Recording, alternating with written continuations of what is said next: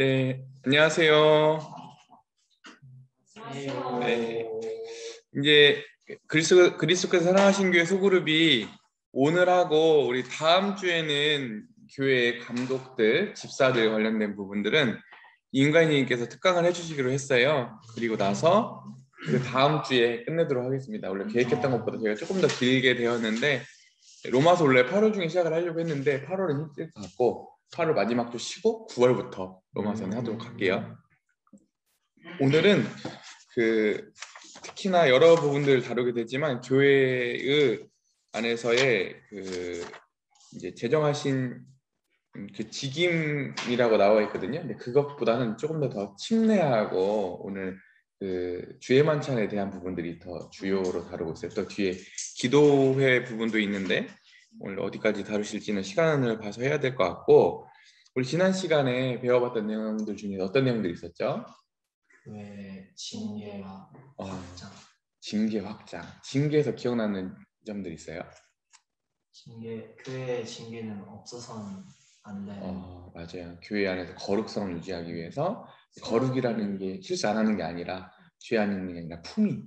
그리스도의 품위를 갖게 하기 위해서는 우리가 교회의 징계가 필수적이다. 승민장님 또? 세우기 위한.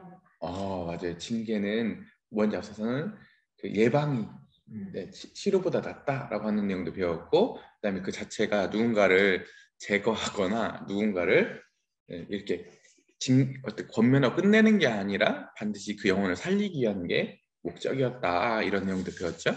그래서 나아가서 그냥 하는 게 아니라 징계를 할 때에는 그 증거의 명확성, 그래서 드러내주실 때까지 하나님께 기다려야 된다고 하는 부분들도 배웠었고, 또 징계를 행할 때 어떤 마음으로 행해야 되는가, 그래서 마치 내가 범죄한 것처럼 하나님 앞에서도 해야 되고 나는 범죄 안 할 것처럼 그런 입장이 아니라 나도 얼마든지 연약한 사람인 거로 그런 유혹과 그런 죄에 노출될 수 있는 자로서 두려워해야 된다고 하는 거예요. 그래서 나는 깨끗한데 너는, 이런 태도는 징계에 합당하진 않다라고 하는 부분에 대해서 배워보았었죠.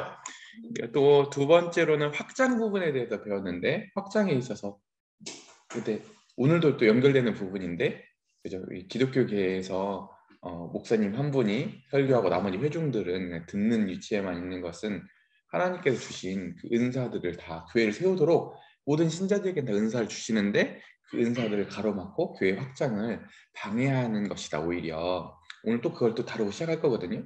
그리고 또 그 원리가 있었죠. 그래서 표가 있었어요. 나 바울은 누구에게 부탁해야 돼요? 충성된 사람들에게, 착하고 충성된 사람들에게 부탁하면 그들이 또 이렇게 확장할 수 있을 거다. 이 원리의 신학교회는 우리가 계속 확장되어 오고, 그래서 우리가 항상 모든 교회에 있는 사람들에 대해서 우리가 목양을 해야 되고 누구나 다 품어야 되지만, 여기서 그런 부분들이 아니라 다음 리더, 여기서 보면은 조건이 있었죠. 은사를 가진 사람들, 여기 특히나 어떤 은사였어요?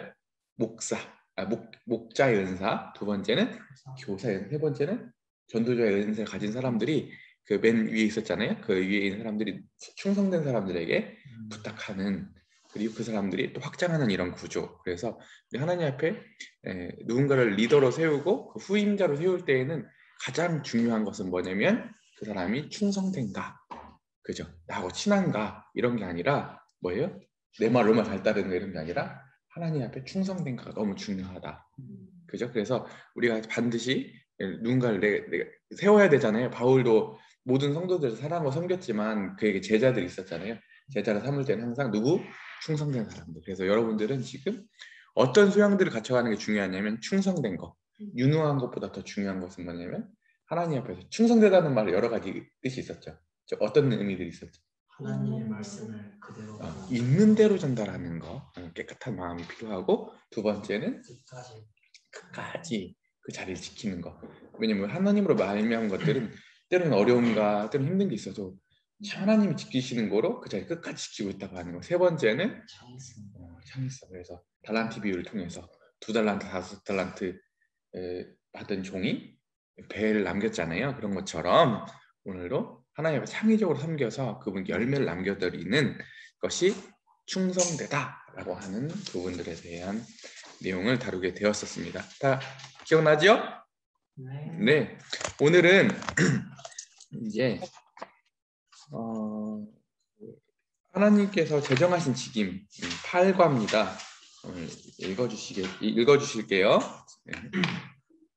하나님이 제정하신 직임 그리스도인의 제사장 신분. 처음에 열거한 7가지의 교회 진리들 중에서 마지막은 모든 믿는 자들은 하나님의 제사장이라는 것입니다. 지역교회는 모든 성도들에게 개인적으로나 교회적으로 제사장의 특권과 책임을 감당하도록 권면하고 그 밖에 다른 제사장 제도를 용납하지 아니하여 이 진리를 증언해야 합니다.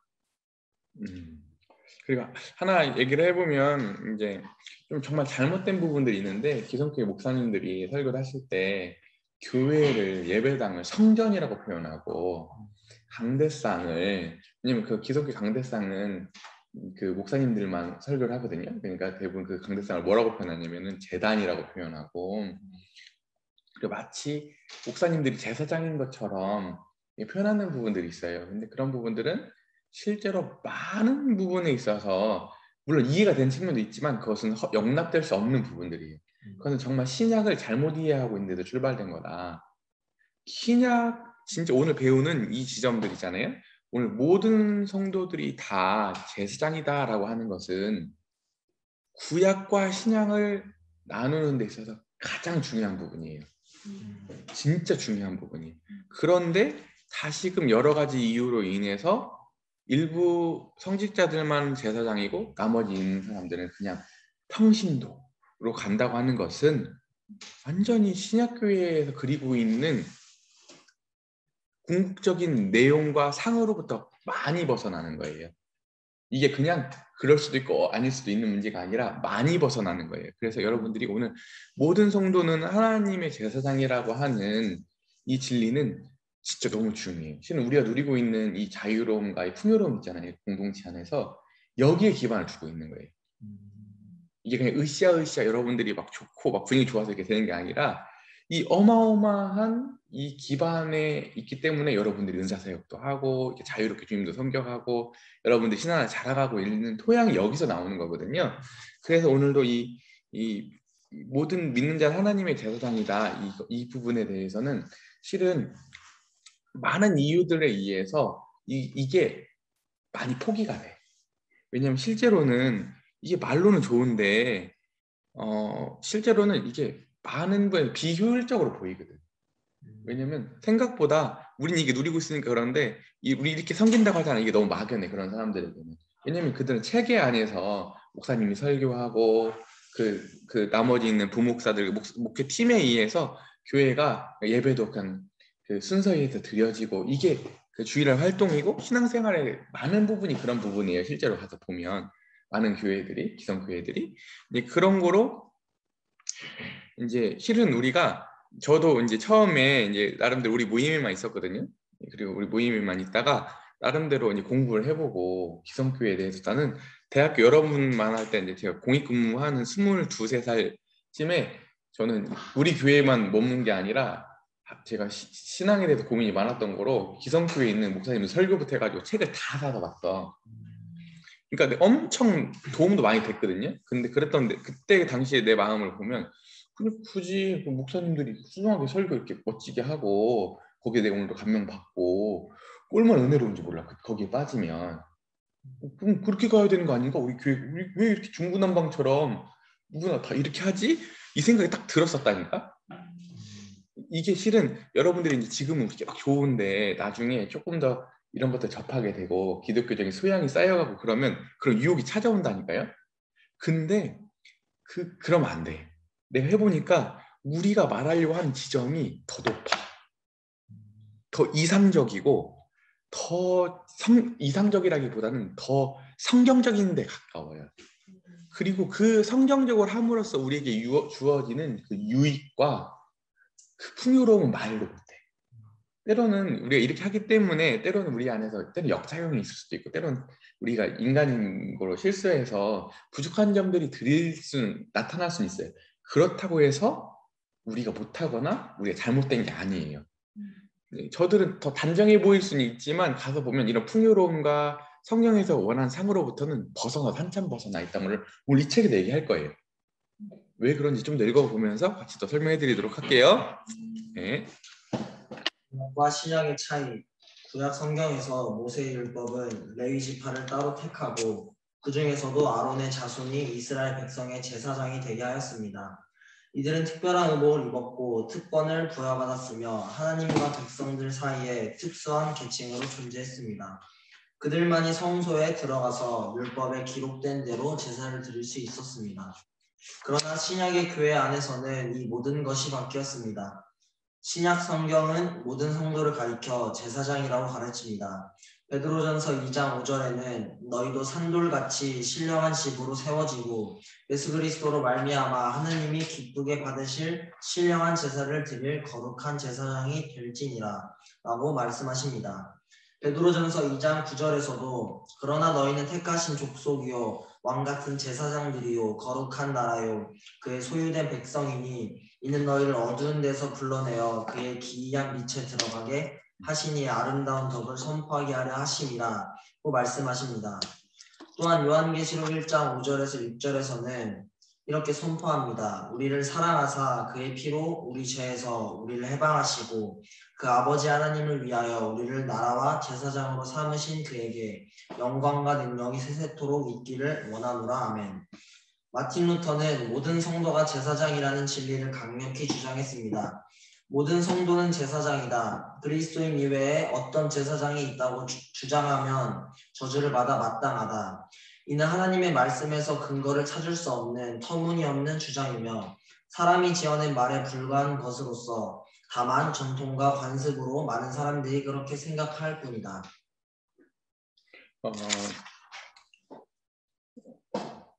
오늘 이렇게 보면 실제로 이 성직제도라는 게 있잖아요. 성직제도. 우리 성직제도가 있는데 우리가 먼저 하나 이렇게 분명하게 하고 왔으면 좋겠어요. 우리가 이렇게 추구하지만 분명히 우리가 하지만 우리가 우월하다고 생각하면 안 돼요. 이해되시겠죠? 우리는 하나님 말씀 순종할 뿐이고 이 풍성함을 누리지만 저들에 대해서 저들은 완전 틀렸어 이렇게 말하면 안 돼. 하지만 하나님의 말씀에 의해서는 분명히 그들이 하는 실천들이 성경에서부터 벗어나 있다라고 단호히 말해야 되지만 우리가 그들보다 우월하거나 그런 교만한 태도를 갖는 것은 안 된다. 그리고 저번주에 배웠죠? 그리고 저런 성직주의를 하는 분들을 통해서도 우리가 유익을 누리기도 해요. 그죠? 하지만 또 그걸로 인해서 그들이 하는 이 성직자 제도가 다 면죄부를 받거나 옳은 것은 아니다라고 하는 지점들에 대해서 태도를 좀 분명히 하고 가야 될 필요가 있다라는 거고요. 그리고 또 하나는 뭐냐면 여러분들 오늘 진짜 구약의 제사는 폐해졌잖아요. 근데 또 하나는 그때 당시에 누구만 드릴 수 있었어요? 제사를? 레위 지파 중에서도 그게 누구? 아론의 후손들로만 제사를 드릴 수가 있었잖아요. 그죠? 근데 굉장히 소수였거든요. 그냥 특권층이었어요. 특권이잖아. 근데 신약에 오면 구약에서는 그러니까 출애굽 모세 때 이후로부터 성막이 있었잖아요. 성막 그 사막을 그 광야를 지나는 동안 성막이 있었고 정착해서는 성전이 있었잖아요. 거기서는 제사장들만 하나님께 제사 드릴 수 있었죠. 그러니까 그 일반 이스라엘 백성들은 반드시 제물을 가지고 와서 직접 드리지도 못하고 누굴 통해서만 제사장을 통해서만 드릴 수가 있었거든요. 근데 신약에 와서는 그게 아니라는 거잖아요. 그러면 이제 제사장은 도대체 누구고 제사는 뭐냐라는 거예요. 오늘 뭐예요? 제사장은 누구라는 얘기예요? 그렇게 이해해요? 진짜? 우리는 이걸 약하게 이해한다니까. 그냥 제사장 구약에 있는 제사가 없어졌나라고만 생각하지 그 제사 직분을 그대로 우리가 수행하고 있는 우리가 또 새로운 언약 안에서 새로운 제사장이 되었다는 것을 인식을 잘 안 한다니까. 우린 제사장인 거예요. 구약에서는 여러분이 태어났으면 절대 제사를 드릴 수가 없어. 항상 인간의 제사장을 거쳐서야만이 드릴 수가 있었는데 지금은 여러분들이 제사를 드릴 수 있다니까요. 이게 말로만 하는 게 아니라 실제 여러분들 제사장이 된 거예요. 되겠죠? 그래서 진짜 중요한 거예요. 이게 그냥 관념적으로 그럼 제사장이구나 이런 게 아니라 실제 내가 구약에 있었던 제사장이 가졌던 특권과 그런 드릴 수 있는 그 권리가 내게 주어진 거라니까 그대로. 어마어마하지 않아요? 제사장만 드렸던 거를 여러분들이 할 수가 있다니까요. 10분 써야겠어요? 안 써야겠어요? 써야겠죠. 그러면 이제 우리는 어떻게 제사를 드릴 수 있는 건가? 제사장인 건 이제 확인이 됐는데 성경에서도 우리가 이제 왕같은 제사장이라고 선언해 주셨잖아요. 그러면 또 성령도 받았고 기름 부음을 받은 거잖아요. 우리가 성령을 받았다는 얘기는 아까 기름 부음을 받았다는 말 같은 말을 해도 우리가 이제 제사장적 수행을 할 수 있고 또 선지자적 수행을 할 수가 있다고 했는데 그럼 도대체 우리가 제사장적 수행을 어떻게 할 것인가에 대한 부분들을 읽어보겠습니다. 네. 희생제물. 제사장의 중요한 임무 중에 하나는 희생제물을 드리는 일입니다. 구약에서 희생제물은 보통 도살된 짐승이었습니다. 반면에 신약의 성도들이 드리는 제물은 다음과 같습니다. 성도는 자신의 몸을 제물로 드립니다.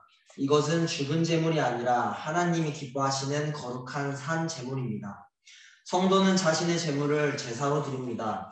오직 선을 행함과 서로 나눠주기를 잊지 말라. 이와 같은 제사는 하나님이 기뻐하시느니라. 찬미의 제사도 있습니다. 그러므로 우리가 예수로 말미암아 항상 찬송의 제사를 하나님께 드리자. 이는 그 이름을 증언하는 입술의 열매니라. 이 찬미의 제사는 개인적으로도 드려야 하고 교회적으로도 드려야 합니다. 교회적으로 드리는 예배에 있어서 오늘날 성도들은 정해진 순서를 따라 제한을 받기 때문에 실제로 찬송에 참여할 수 있는 자유를 누리지 못하기도 합니다. 결과적으로 말 못하는 제사장들이 살고 있는 시대가 되어버렸는데 이러한 일은 성경 어느 곳에도 유래를 찾아볼 수 없습니다. 네. 우리가 이제 신약 성도가 제사장이 되었는데 제물이 도대체 뭔가 뭐래요? 여기 뭐예요? 네, 자신의 몸, 우리의 몸이 제물이 되는 거예요. 그래서 로마서에 보면 뭐라고 해요? 하나님이 기뻐하시는 산제물로 드려라. 그러니까 하나님을 기쁘시게 할 수 있는 이제 그때 당시 제물들은 죽었잖아요. 근데 살아있는 제물인데 그게 뭐냐 우리 몸인 거예요. 그래서 그 몸으로 드리는 어떻게 하면 하나님을 기쁘시게 할 수 있는 건가? 그게 막연한 게 아니라 로마서에 있는 뒷부분 있잖아요. 뒷부분을 읽어보면 실행들이 나오거든요. 마치 윤리적 실천처럼 나오는데 그게 어떻게 하면 하나님을 기쁘시게 하는 부모와의 관계에서 또 공동체에서 위에 상전들하고 관계에서 이웃들하고 관계에서 어떻게 하면 우리 몸을 하나님 앞에 산제사로 드릴 수 있는가에 대한 설명서와 같은 부분이 로마서 뒷부분인 거예요. 아시겠죠? 그래서 하나님을 진짜 기쁘시게 해드릴 수 있는 하나님이 구약에 있는 제사를 안 받으신 게 아니에요. 그 제사가 들려졌을 때 하나님이 흠양하셨다. 이거는 너무 흡족하게 받으셨다는 뜻이에요. 그 제사 기뻐 받으신 거예요. 연락하신 거거든요. 근데 이제 신약 시대는 하나님이 제사가 드려지는데 그 제사를 진짜 기쁘게 받으시는데 그 기쁘시게 받는 제사가 뭐냐면 제사장인 우리가 일부 제사장이 아니라 레위 자손들이 아니라 모든 신자 성령을 받은 신자들이 드리는 모든 제사장들이 드리는 또 제물은 뭐예요? 그 제사장들 각 신자들 개인이 드리는 몸으로 드리는 하나님께 기쁨으로 드리는 몸의 제사가 그분 기쁘시게 하는 산제사다라고 하는 거예요. 여러분 진짜 제사를 드려야겠죠. 그러니까 항상 여러분들이 오늘도 주님을 섬기고 있는 거 교회 안에서 누군가 섬기고 있고 또 내 가족들을 섬기고 있고 신앙 안에서 오늘도 여기 보면 일부 교회와 있는 시간뿐만 아니라 우리의 모든 삶이 이 제사장적 직무를 수행하고 있고 제사를 드리고 있다는 의식을 항상 해야 된다고 하는 거예요. 이해됐죠? 그래서 우리가 항상 하나님을 기쁘시게 하는 제사로 모든 영역들을 다 그렇게 드려야 된다라고 하는 부분이고 그 다음에 또 하나는 뭐냐면 하나님 기뻐하시는 또 제사가 있어요. 그 진짜 중요한 부분 중에 하나인데 찬송의 제사, 찬미의 제사. 그래서 진짜 여러분들이 이랬으면 좋겠어요. 뭐냐면 항상 저도 진짜 축마를 생각해 보면 맨날 찬양을 부르고 살았다. 화장실 들어가도 샤워해도 가지고 항상 제 별명이 뭐냐면 항상 찬양한다고 맨날 할머니도 그렇고 맨날 살아계실 때 부모님도 그렇고 항상 찬양을 입에 타고 살았거든요. 근데 요즘은 많이 그게 사라진 것 같아. 그래서 여기 보면 각 개인으로서도 항상 하나님 앞에서 이 찬송의 제사를 드릴 수 있어야 된다. 그래서 제가 감사했던 게 뭐였냐면 그 알렉산더 스트라이크 할아버지 있잖아요. 그 리틀톤 갔을 때 우리 되게 막 근엄할 줄 알았어. 그 책 보면 딱딱해 보이잖아. 근데 만났는데 너무 유연하시고 막 차에서도 막 그 CD랑 막 이런 테이프 이게 넣으시고 막 찬양을 막 흥얼거리시고 다니시고 뒤에서 세인스 자매님이 막 흥얼거리고 따라하니까 오 자매님 불러보라고 하면서도 막 진짜 흥에 겨워 찬양을 항상 그렇게 즐겁게 유연하게 부르시는 모습이 인상적이었어요. 그래서 여러분들이 진짜 요즘 더군다나 유튜브도 많고 요즘 찬양 들을 수 있는 길이 얼마나 많아요. 그래서 항상 그 찬양들을 여러분들이 그 참 입에 달고 살고 항상 여러분들이 가까이서 이렇게 왜냐면 사실 찬양에는 많은 메시지들과 우리 마음을 이렇게 소생시키는 요소들이 많거든요. 그래서 여러분들이 꼭 하나님 앞에 찬양의 제사를 드렸으면 좋겠고 더 나아가 두 번째는 교회에 모였을 때 같이 공적으로 드리는 찬양이 진짜 좋은 거예요. 여러분 우리 혼자 할 수 없는 거거든요. 그러니까 혼자도 찬양할 수 있지만 멋지잖아. 같이 이 회중이 심지어 그 어디야 저기 뭐라고 할까 콘서트장을 가도 떼창 부르면 그 힘이 엄청나잖아요. 근데 하나님을 부르고 하나님을 찬양할 때도 같이 형제들과 함께 혼자 못하는 일이거든. 엄청 이게 특권인 거예요. 같이 목소리를 합쳐서 하나님 앞에 찬송을 드릴 때 마음을 드리고 내 목소리를 힘껏 드리는 것은 정말 특권이다. 우리들이 그렇게 입을 벌려서 하나님을 찬양했으면 좋겠다. 그래서 하나님을 기쁘시게 해드릴 수 있는 제물이 두 가지가 있는데 오늘 대표적으로 첫 번째는 몸으로 드리는 제물, 두 번째는 찬미의 찬송의 제사, 이렇게 두 가지가 있습니다. 10분 활용하실 거죠? 우리 제사장님들 옆에 한 번 봐요. 제사장들이 몇 명이에요 여기. 진짜 그런 거예요. 그죠? 진짜 그래요.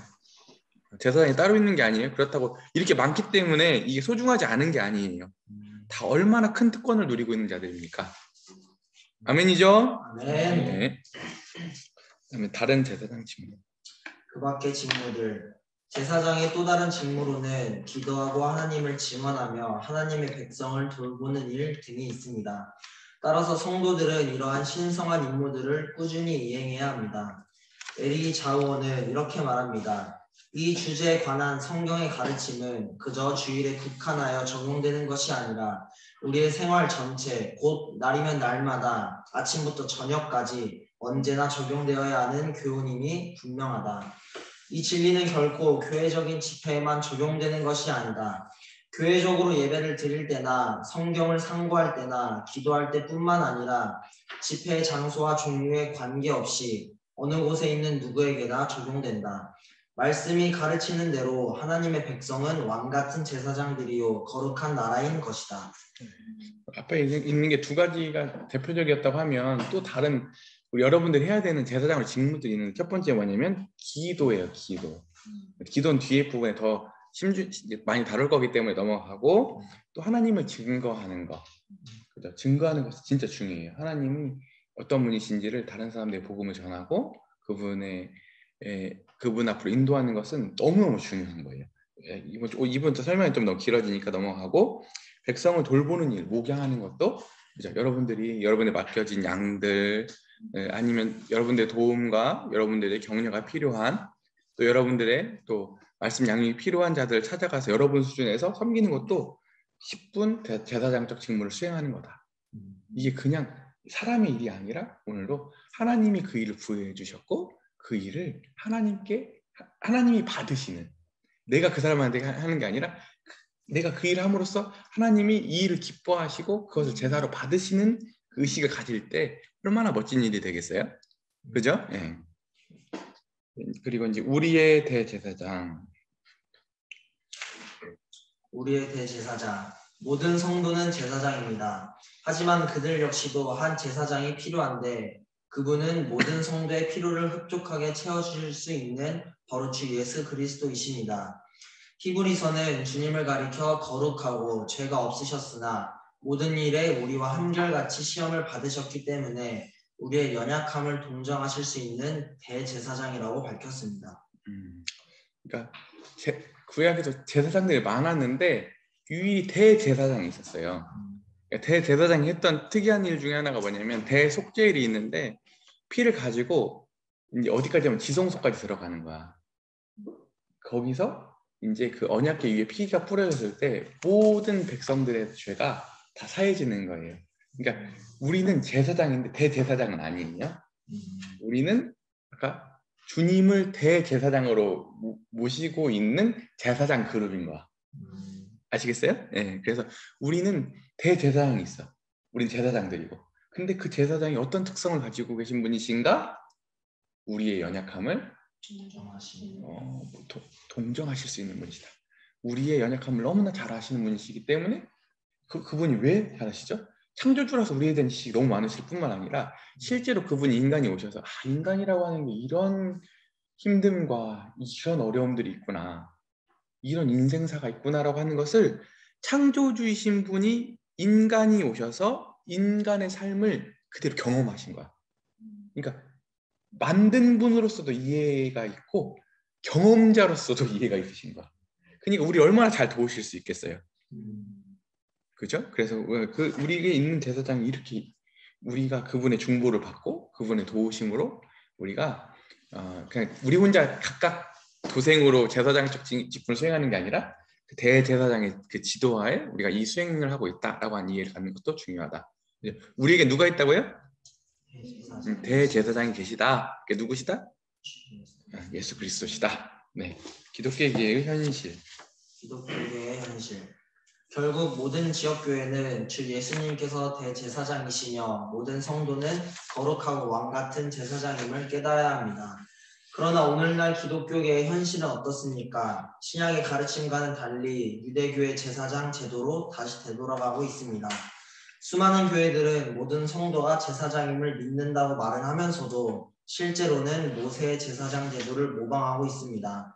즉 교회는 하나님께 예배를 드리기 위해 임명된 특수한 계급을 갖고 있으며 이들은 평신도와는 구별된 그럴듯한 칭호와 복장을 가집니다. 게다가 교회가 집회소로 쓰는 건물의 모습이나 제단을 비롯한 각종 실내 장식과 예배에 쓰는 도구에서도 유대교의 잔재를 볼 수 있습니다. 인간의 종교적 본능을 만족시키기 위해서 화려한 예배의식을 거행하거나 종교적 성인이나 절기로 꾸며져 있는 종교 달력을 사용하는 것 등이 모두 유대교를 흉내내는 신뢰들입니다. 이와 같은 유대교와 기독교의 무분별한 혼합에 대하여 스코필드 박사는 이렇게 말합니다. 다른 어떤 것보다 교회를 이스라엘과 동일시하는 것만큼 교회의 확장을 방해하고 사명을 곡해하며 영성을 파괴하는 것은 없다고 단언할 수 있다.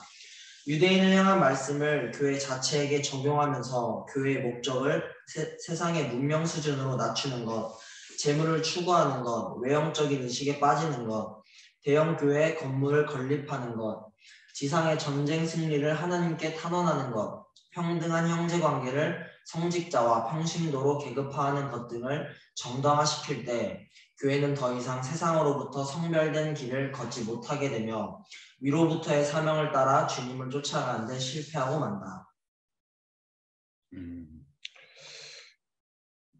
조금 번역이 다르네요. 여기 보면 엄청나게 해악이라고 말하고 있죠. 그냥 해악이 아니라 이것은 초대교회에 있어서 가장 큰 해악이라는 거예요. 교회에 있어서, 교회사에 있어서 이 성직제도가 들어오는 가장 큰 해악이라는 거예요. 그래서 여러분 하나 봅시다. 오늘 우리 교회에 이제 여러 장로님들 있잖아요. 맨날 보면은 그냥 옷도 맨날 티셔츠 입고 다니고 맨날 여러분들이랑 같이 밥 먹고, 그러니까 오히려 이제 딱 어느 날 사람은 종교심이라는 게 있어가지고 오늘 목사님들이 다 가운 다 입고 다니고 그게 혹해 보인다니까. 실제로 제가 더 충격적이었던 건 뭐냐면 옛날에 제가 제 대학교 동기네 교회에서 무슨 행사를 한다고 해가지고 거기 갔는데 목사님들이 성도들 밥을 같이 안 먹어. 다 바닥에서 먹고 있는데 목사님들만 딱 위에서 딱 먹더라고. 아야, 그 계급이 있더라고. 계급이. 이해 되겠어요? 근데 이게 아무것도 아닌 것처럼 보여도 실은 뭐 하나님 목사님을 세우고 나서 우리가 그냥 같이 그 안에 평시도처럼 같이 이렇게 형제자매처럼 하면 되지. 그렇게 안 돼 있다니까, 구조가. 진짜 그게 안 되는 거예요.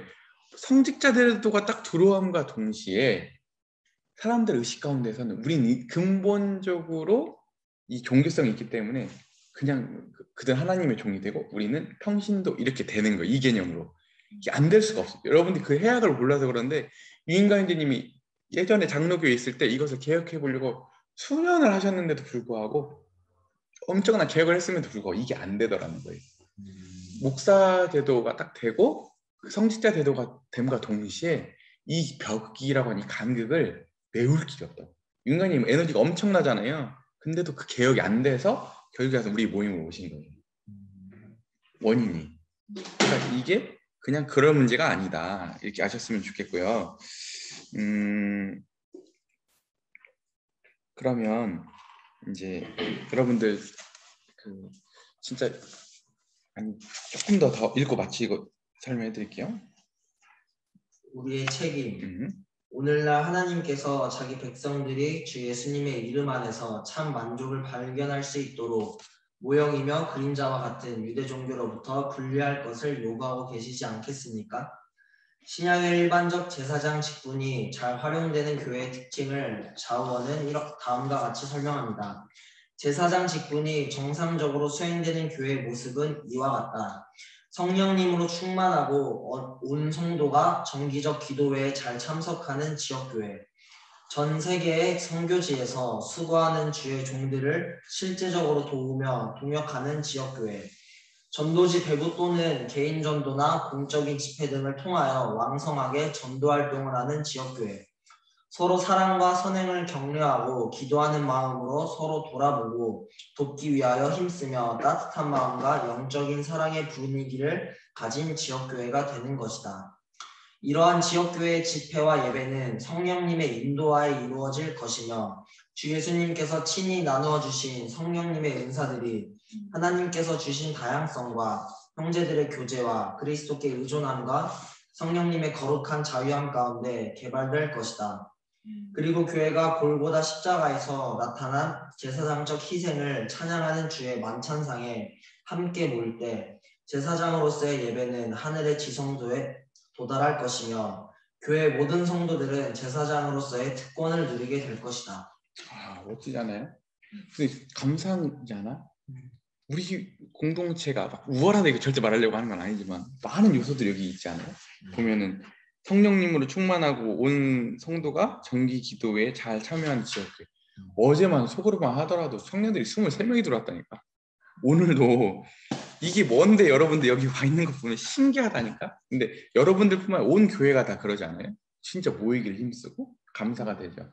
더 나아가서 전에 흩어져 있는 추수하는 선교사역들도 우리 요즘에 그래도 우리가 유학생들도 섬기기도 하고 또 여러 가지 관심을 갖지만 조금 더 이 부분들이 강화됐으면 좋겠어요.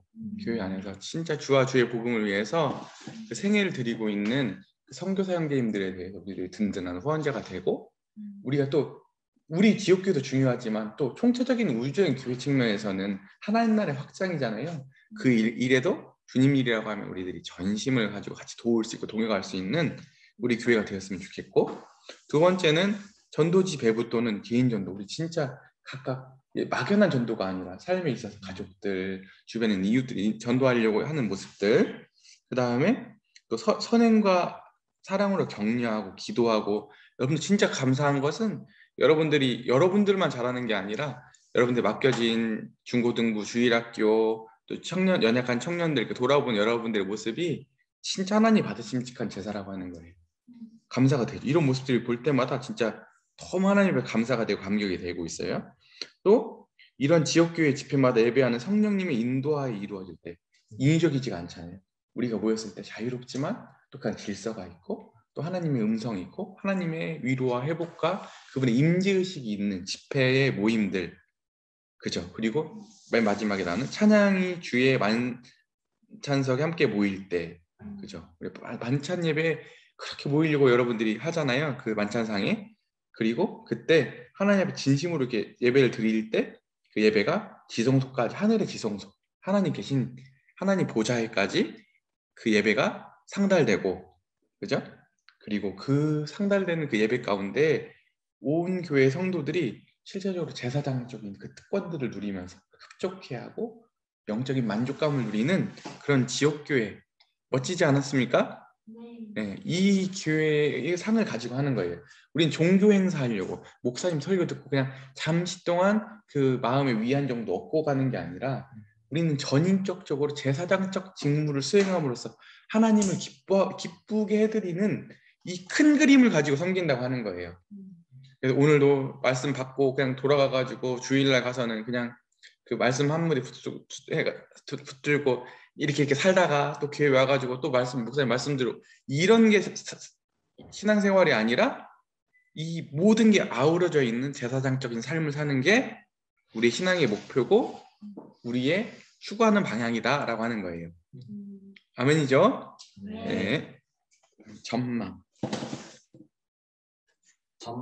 마지막으로 제사장직에 관한 부분을 상고함으로써 우리는 모든 지역교회가 보여주고 실천해야 할 우주적 교회에 관한 절대적인 7가지 진리의 공부를 마칩니다.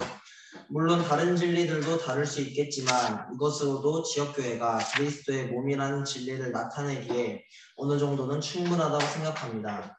다음으로 우리는 교회 예식, 기도 모임, 감독과 집사, 교회 재정, 자매 봉사 등을 다룰 것입니다. 네, 이제 오늘 여기까지는 그 교회가 갖는 특징들에 대해 쭉 살펴봤죠. 네, 우주적인 교회 갖는 특징들에 쭉 살펴보았고 이제부터는 오늘은 이제 그 교회에서 실행되는 부분들, 구체적으로 실행되는 부분들이 무엇인지에 대해서 살펴볼 건데 제일 먼저 나오는 부분들이 교회의 예식이에요. 예식. 2가지가 있죠. 침례와 주의 만찬. 그래서 여러분 오늘은 제가 이걸 다 읽지는 않을 겁니다. 오늘 그리고 더 자세히 조금 더 공부해보고 싶으신 분들은 제가 작년 여름 수양회 때 했던 말씀이 있어요. 그거 한번 다시 들어봤으면 좋겠어요. 아시겠죠? 오늘 뭐 반복이긴 할 건데 오늘은 또 이제 다 읽진 않을 거니까 따라오셨으면 좋겠습니다. 침례입니다. 침례. 세례라고도 하죠. 침례. 네, 침례에는 3가지가 있어요. 성경에서 나올 때는 첫 번째는 세례 요한이 행했던 침례가 있고 이 세례 요한이 했던 침례의 의미는 무슨 의미냐면 당시에 이제 메시아가 도래했잖아요. 예수님 오시기 전에 이스라엘 백성, 그분의 백성들의 마음을 메시아가 오는데 합당한 마음으로 앞서서 이렇게 받아들일 수 있도록 그 마음을 준비시키는 세례였어요. 침례였어요. 근데 그 침례가 그걸로만 있었던 게 아니라 누가 또 그 침례에 순종하셨냐면 예수님이 순종하셨어요. 왜 침례에 순종하셨냐면 동일시 뭐라고요? 동일시. 누구와 동일시일까요? 그분의 백성들과 동일시 되기 위해서 그분이 침례를 받으셨다고 하는 거예요. 그죠? 예. 2번째 신자의 침례가 있죠. 우리가 이렇게 이번에 또 얼마 후면 또 침례를 드려질 거예요. 그 침례에 우리 신자들이 받는 진짜 예수님을 주로 고백한 첫 순종으로서의 침례가 있고 3번째는 뭐예요? 보이지 않는 성령 침례. 그죠? 성령 침례는 어떤 의미가 있다고 했죠? 각 신자가 연합. 그죠? 우리가 예수님을 머리로 하는 한 존재, 한 사람이 있는데 그게 교회다. 그래서 예수님을 머리로 하고 모든 신자들이 성령님에 의해서 연결되는 거. 예수님 영접하고 그가 거듭나는 순간 성령께서 그 사람을 머리를 바꾸신다고 했죠. 그래서 예수 그리스도로 머리를 바꾸는 거예요. 아담과의 관계는 끊어지고 이제 예수 그리스도로 머리를 바꾸는 것을 가리켜서 성령 침례다라고 한다고 했습니다. 그죠? 네. 그래서 이 3가지들은 실제로 관련성들이 있지만 또 각각 다른 점들이 있어요. 특히나 아까 이제 실은 저는 이렇게 많은 부분에 있어서 그 성령 침례와 신자들의 침례가 실제로 성령 침례 우리가 받잖아요. 성령 침례는 안 보이지. 그러니까 실제로 둘은 관련이 있는 거예요. 안 보이는 것을 우리가 경험하는 극화 형식으로 보여주는 면이 있어요. 그죠? 근데 또 다른 면이 있다고 하는 거예요. 실은 그 성령 침례는 아까 연합의 키워드가 있다고 하면 그죠? 그 신자의 침례는 어디에 초점이 있다고 할까요? 순종, 그다음 예수님하고 연합되어서 옛 자아가 죽고 이제 새로운 자아로 살아간다고 하는 의미가 있는데 실은 2개가 나눠지는 게 아니거든요. 근데 하지만 이제 많은 사람들이 이걸 분리해서 생각하지 못하기 때문에 형님 나누려고 했는데 둘은 유사성도 있고 실은 또 차별성도 있는 거예요. 그래서 이런 의미들이 있다라고 하는 부분들 아셨으면 좋겠고, 그래서 이제 우리가 여기서는 침례의 의미만 한번 읽어볼까요?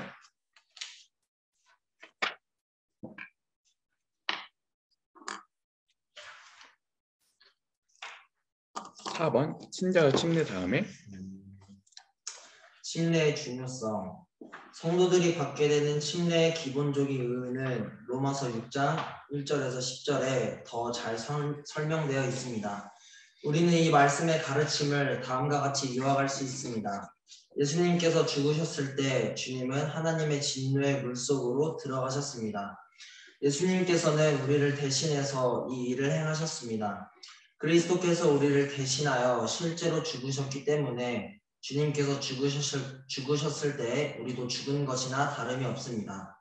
그분의 죽으심으로 모든 죄의 문제가 단번에 영원히 해결되었습니다. 그러므로 우리도 모든 죄에 대하여 죽은 것이며 더 이상 죄가 우리를 주관할 수 없습니다. 이제 하나님께서는 모든 성도들이 그리스도와 함께 못 박혀 죽은 것으로 보십니다. 죄인으로서의 모든 육신적 성품은 그리스도와 함께 십자가에 못 박힌 것입니다. 침례는 믿는 자가 자기 안에 이미 이루어진 일을 생생하게 표현하는 것입니다. 물 아래로 들어감으로써 우리는 다음과 같이 고백하는 것입니다. 나는 나의 죄 때문에 죽을 수밖에 없었지만 예수님께서 죽으셨을 때 나도 함께 죽었다. 나의 옛사람 또는 옛 자아는 주님과 함께 십자가에 못 박혔다. 예수님께서 장사되었을 때 나도 장사되었으며 이제 옛 자아는 하나님 앞에서 아주 사라져버렸음을 깨닫고 매일매일 이 진리를 실천하겠다. 다음으로 예수님께서 죽음을 이기시고 부활하신 것처럼 성도들도 침례를 받고 물에서 올라옵니다. 이렇게 함으로써 성도는 이제부터 새 생명 가운데서 행하겠다는 결심을 나타냅니다. 이제 더 이상 자신을 기쁘게 하려는 것이 아니라 자기 안에 계신 주님께서 친히 살아가시도록 일생을 드리는 것입니다. 이렇게 볼 때 침례는 지금까지의 생활 방식을 청산하는 것을 상징해주는 예식이라 할 수 있습니다. 이것은 주님의 뜻에 공적으로 순종을 표하는 의식으로서 그리스도와 함께 죽었다는 것을 나타내는 것입니다. 따라서 침례는 이미 구원을 받은 성도가 순종하는 예식이지 구원을 받게 하는 수단이나 방법이 아닙니다. 침례의 중요성은 뭐냐면 이게 내포하고 있는 게 두 가지예요.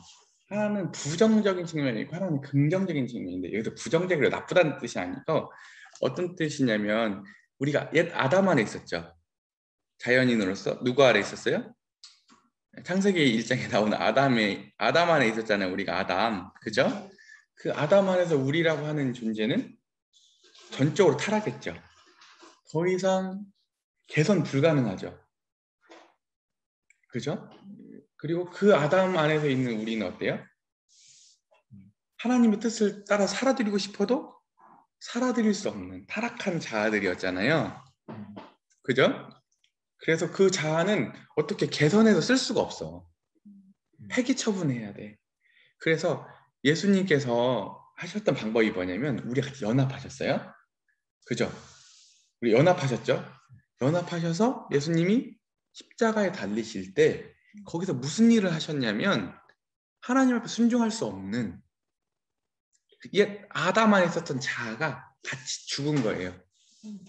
그리고 그 자아가 하나님의 불순종으로 인해서 처벌받은 하나님의 앞에서 받아야 되는 모든 형벌과 그 진노를 다 예수님이 받으셨을 때 예수님만 받으신 게 아니라 내가 받은 걸로 보신다니까요. 그래서 그때 이미 하나님 앞에 불순종하는 나는 죽었어요. 그냥 의미론적으로 의미로 죽었고 이게 아니라 실제 죽었어요. 우리 자아가. 옛 아담 안에 있었던 그 자아가 죽었다니까요. 내가 못 느낄 뿐이지 죽었다니까요. 더 중요한 건 객관적 현실이잖아요. 죽은 거예요 그때. 그리고 나서 예수님이 부활하실 때 원래는 절대 하나님의 뜻이 있어도 가고 싶지도 않으려니와 가고 싶어도 갈 수 없는 그 옛 자아는 처분이 되었잖아요. 예수님이 부활하실 때 함께 나도 같이 함께 살아났다고 하는 것은 뭐냐면 이제 예수님 안에서 우리 안에 새로운 자아, 하나님의 뜻을 순종하고 싶고 순종할 수 있는, 성령 안에서 순종을 해나갈 수 있는 새로운 자아로 부여를 받은 거예요. 이게 침례에 담긴 의미라는 거예요. 아시겠죠? 그래서 침례는 이미 이루어진 신자가 이를 신자가 생생하게 표현하는 거예요. 그죠? 이미 이루어질 게 아니라 이미 이루어진 것을 표현할 뿐인 거예요. 이런 일이 일어난 거예요. 우리 안에서. 어마어마한 일이 일어났는데 우리가 인식을 못할 뿐이지. 이해되시겠어요? 네. 믿음으로 그 예수님의 그 사건을 받아들이는 게 순종이고 믿음인 거예요. 아시겠죠? 네. 그래서 침례 의미는 이런 의미가 있다. 그리고 방법에 있어서도 왜 이걸 그리고 맨 아래 보면 침례는 이미 구원받은 성도로서 순종해야 할 예식이지 구원을 받게 되는 수단이나 방법은 아닙니다라고 하는 거예요. 그러니까 이게 조금 이제 오해가 있을 수 있는데 캐톨릭에서는 그런 게 강했어요. 뭐냐면 이 침례나 주의 만찬 있잖아요. 이 성찬이 구원의 방편처럼 여겨졌어요. 이해되겠어요? 아니죠. 구원 은혜로만 받잖아요. 근데 또 우리 개신교에서는 또 놓친 부분이 하나가 있어.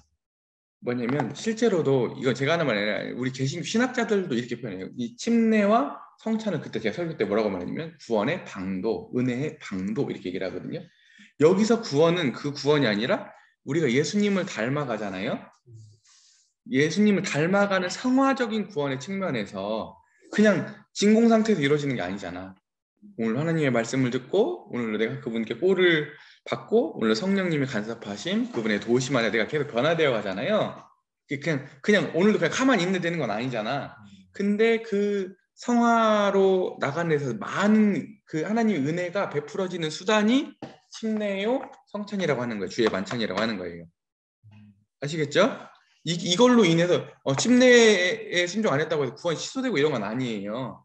그런 우리가 예수님을 영접할 때 그런 구원이 아니라 예수님을 닮아가는 데 있어서 침례는 받아도 되고 안 받아도 되고 이런 게 아니라 뭐 성찬은 해도 되고 안 해도 되고 형식적인 게 아니라 너무 중요한 하나님이 구원받은 그분의 자녀에게 그분을 자녀답게 키우는 수단으로서 주신 너무 중요한 수단인들이에요. 이게 있어도 되고 없어도 되는 게 아니에요.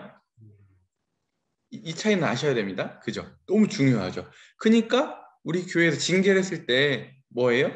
침례 떡과잔에 참여하지 못하게 하는 것은 엄청난 이 박탈이에요. 박탈. 아시겠어요? 근데 오늘도 아마 안 되지 뭐 이거는 진짜 바보 영적으로. 오늘도 그 하나님의 그 풍성하심에 내가 지금 오늘 참여하지 못하고 있는 것을 너무너무 아파해야 되고 내가 지금 받는 영적 손실이 너무 크구나라고 하는 것을 느끼고 있어야 돼.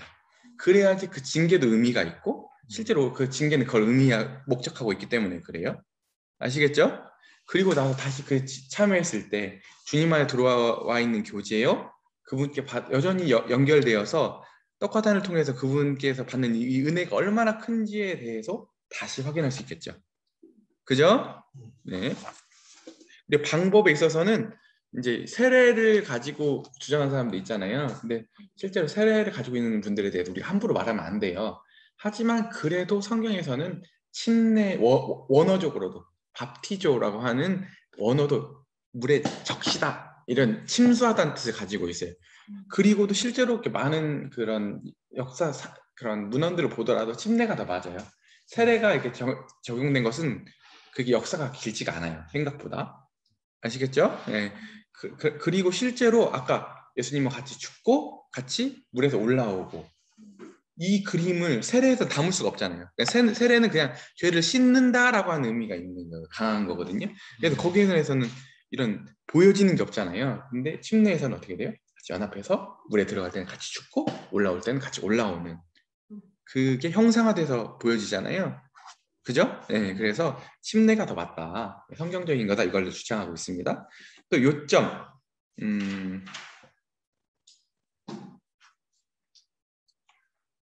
그리고 또 하나 집행 이것은 뭐냐면 대부분 이 침례나 주의 만찬은 누구만 해야 되는가? 캐톨릭이나 이런 데 보면 사제만 할 수 있어요. 성직자들만 할 수 있거든요. 근데 원칙적으로 누구나 다 구원받은 성도라면 다 할 수 있어요. 하지만 그렇다고 해서 누구나가 막 하는 건 아니에요.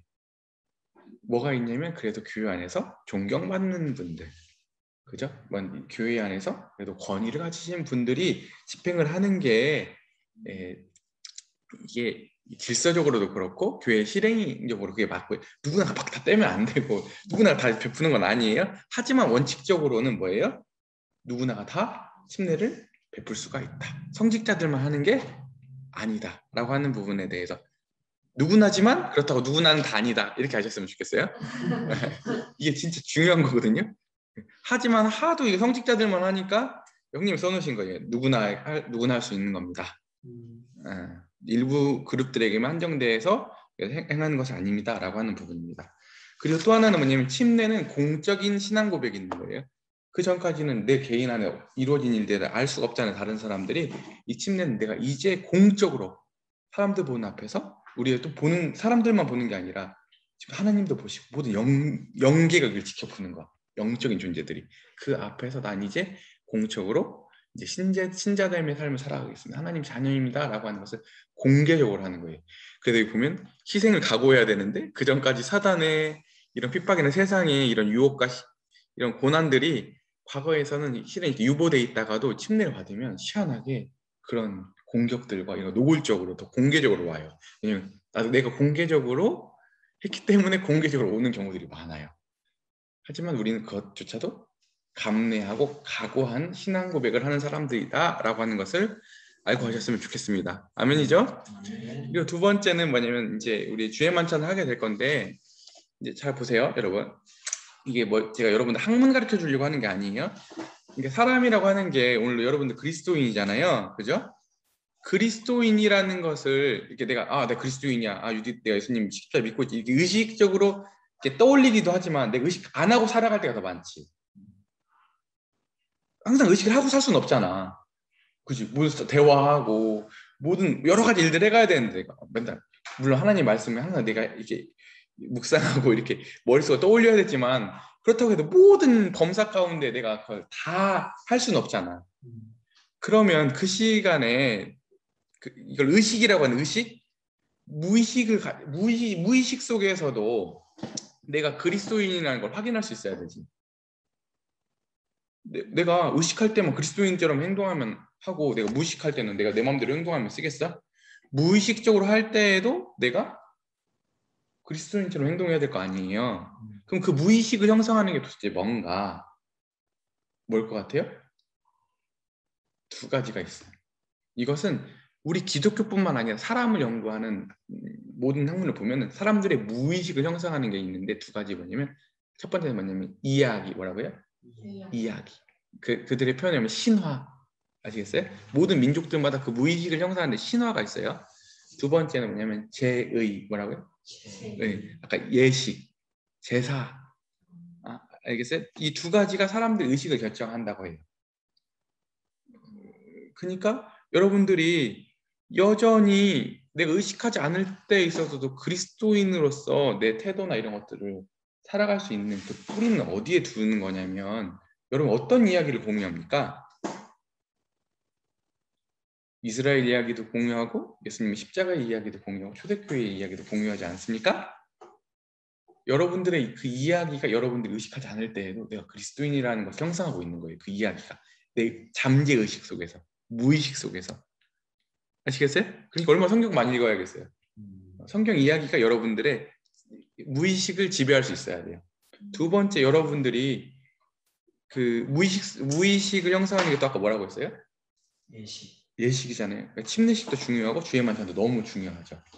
그래서 이것을 매주 하는 것이 너무 중요한 거예요. 왜 그런지는 조금 더 설명하면서 알려드릴게요. 네, 읽어주십시오. 하나님께 나아가 주의 만찬 이 엄숙한 기념일식을 주 예수님께서 잡히시던 날밤 친히 분부하신 것이었습니다.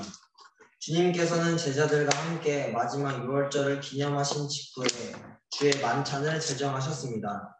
떡을 가져 감사기도 하시고 떼어 그들에게 주시며 이르시되 이것은 너희를 위하여 주는 내 몸이라 너희가 이를 행하여 나를 기념하라 하시고 저녁 먹은 후에 잔도 그와 같이 하여 이르시되 이 잔은 내 피로 세우는 새 언약이니 곧 너희를 위하여 붓는 것이라.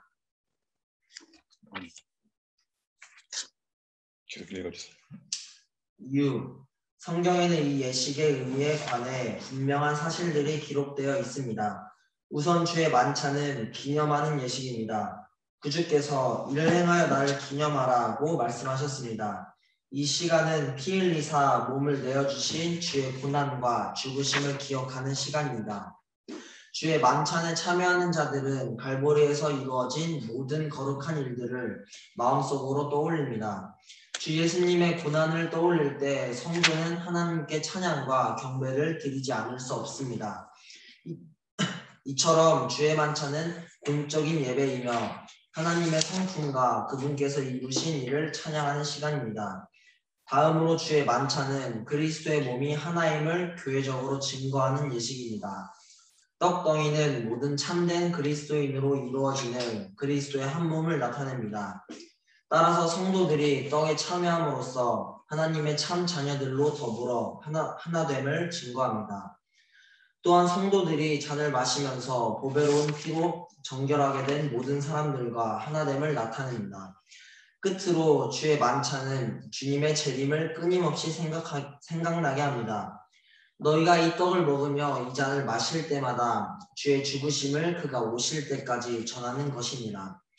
이처럼 예배하는 자들은 뒤로는 골고다에서 죽으신 주님을 기억하고 위로는 하나님의 보좌를 바라보면서 완성된 구속으로 인하여 하나님께 찬양하며 앞으로는 주님께서 하늘로부터 내려오셔서 주님의 자녀들을 본향으로 데려가실 그날을 고대하는 것입니다.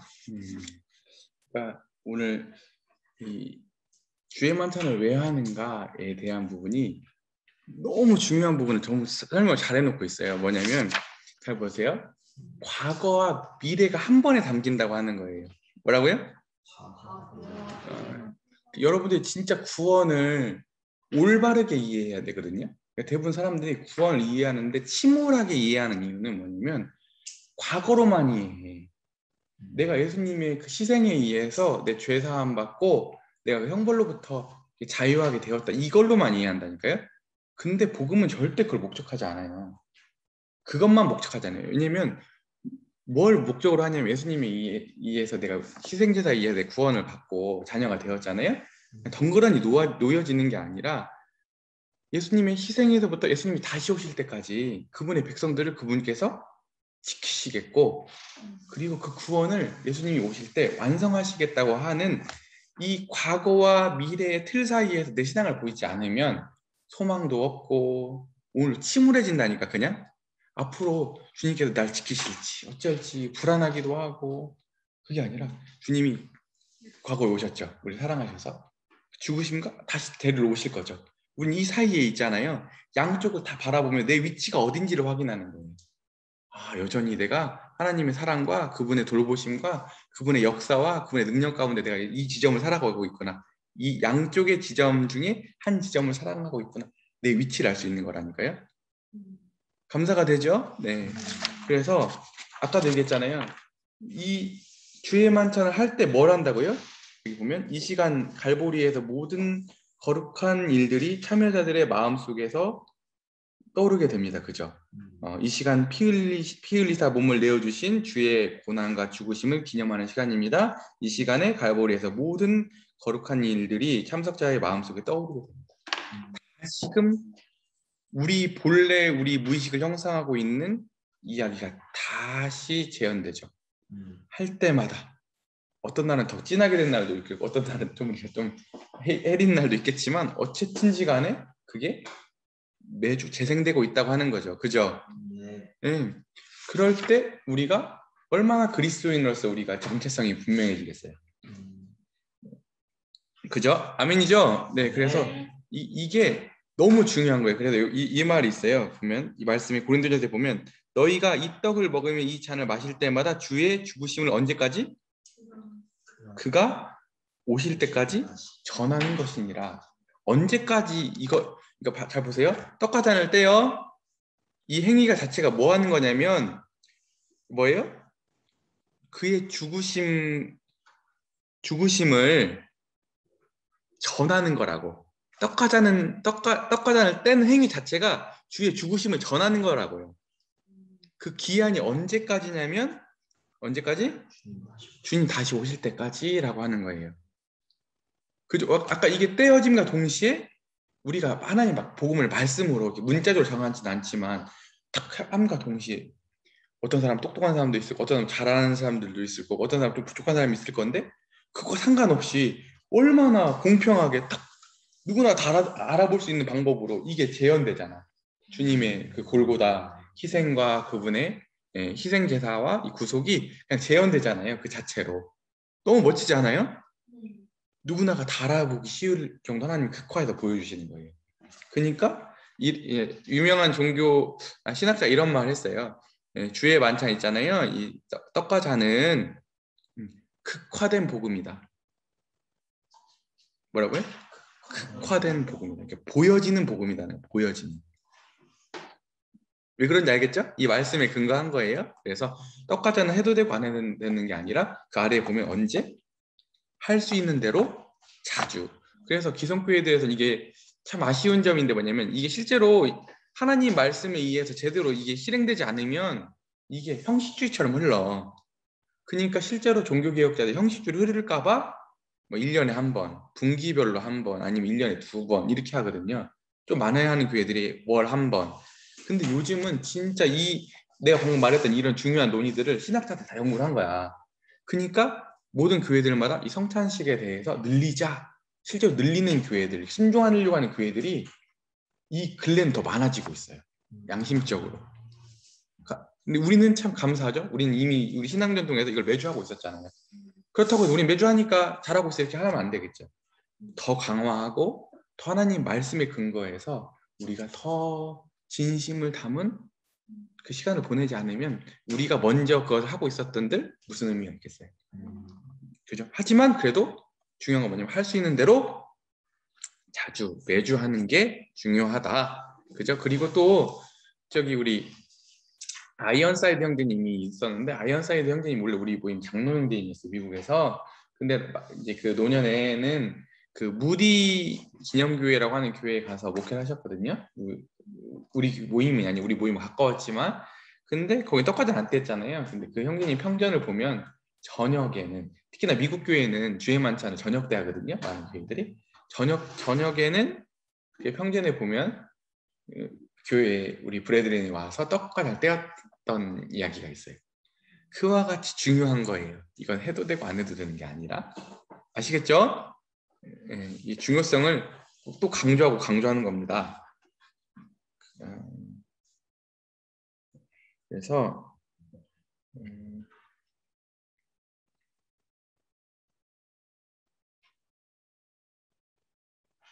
한번 이 부분들은 읽어봤으면 좋겠고 그리고 이제 자격 부분 있잖아요. 자격. 누가 이 떡과잔에 참여할 수 있는가 그리고 실제로 이 떡과잔을 참여하는 데 있어서는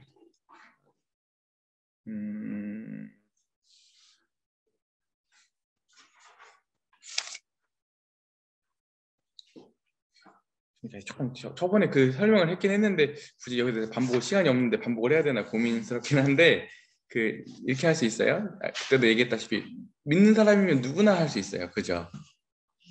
우리 교회에 침례를 받았다고만 해서 할 수 있는 게 아니라 믿는 사람이면 누구나 떡과잔에 참여할 수 있다. 그런데 하나 이제 그 교회들마다 특징이 있어요. 그거는 각 교회의 분별인데 실제로 누구나에게 안 주는 교회들이 있어요. 뭐 전문적인 용어로 막 울타리 성찬이라고 해가지고 장단점이 있어요. 왜냐하면 누구나 다 주게 되면 실제로 이 떡과잔의 의미도 그렇고 또 그 실은 교회에 있어서 아주 중요한 의미가 앞에 한 떡에 참여하는 거거든요. 한 공동체.